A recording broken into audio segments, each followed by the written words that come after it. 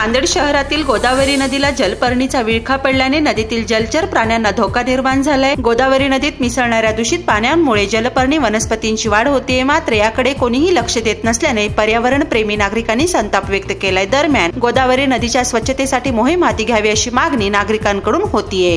काश्मीर मधल्या पहलगाम इथे झालेल्या दहशतवादी भ्याड हल्ल्याचा नांदेडमध्ये निषेध व्यक्त करण्यात आलाय। या हल्ल्यामागे असलेल्या पाकिस्तानच्या विरोधात यावेळी जोरदारपणे नारेबाजी करण्यात आली, तसेच मृत नागरिकांना श्रद्धांजली वाहण्यात आली।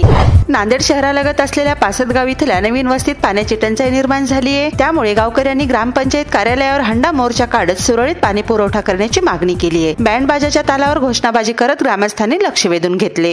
नायगाव तालुक्यातील गडगा गावातील विद्युत ट्रान्सफॉर्मर 1 महिन्यापासून बंद पडलाय, त्यामुळे गावकऱ्यांना गुरांना पाणी पाजण्यासाठी वनवन भटकंती करावी लागतेय। गडगा शिवारातील शेतकऱ्यांनी महावितरणकडे अनेकदा तक्रारी करूनही ट्रान्सफॉर्मरची दुरुस्ती अद्याप झालेली नाही। नांदेड जिल्ह्यातील श्री क्षेत्र राहेर इथल्या श्री चक्रधर स्वामी दत्तप्रभू यात्रेनिमित्त कुस्ती स्पर्धांचे आयोजन करण्यात आले होते। कुस्ती स्पर्धेत सहभागी होणाऱ्या पैलवानांसाठी आकर्षक रकमेची बक्षिसे ठेवण्यात आली होती, त्यामुळे या कुस्ती स्पर्धेत राज्यस्तरावरच्या नामवंत पैलवानांनी सहभाग नोंदवला। कुस्तीचे हे थरारक सामने पाहण्यासाठी पंचक्रोशीतील ग्रामस्थांनी मोठी गर्दी केली होती।